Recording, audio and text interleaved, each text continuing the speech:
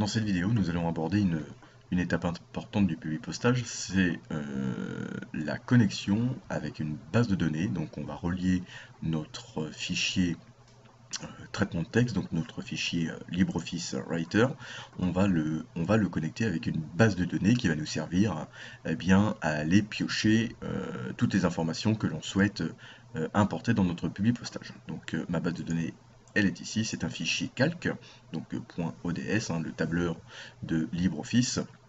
Eh bien, je vais donc dire à LibreOffice Writer que je veux utiliser cette base de données pour mon publipostage.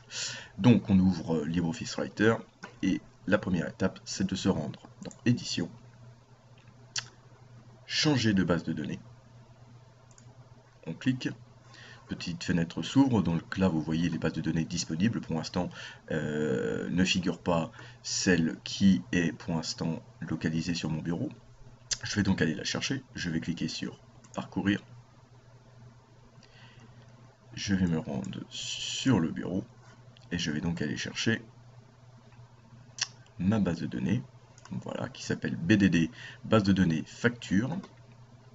Je la sélectionne et je fais ouvrir.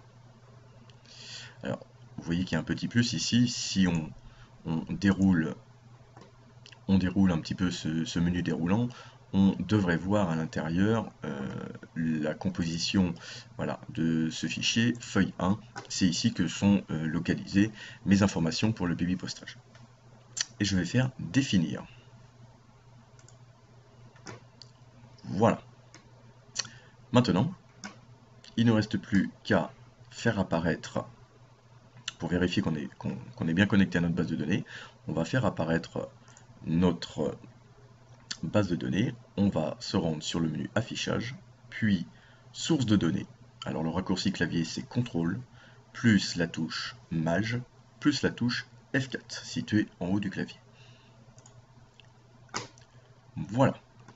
Vous voyez sur la partie gauche de l'écran, de ce petit bandeau qui vient de s'ouvrir, on voit ici ma base de données facture, et puis le logiciel a donc retrouvé ma feuille 1, celle qui comprend ma feuille tableur, qui comprend toutes les informations que je vais utiliser pour mon publipostage.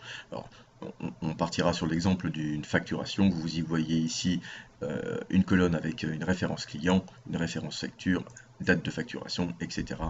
etc. Voilà.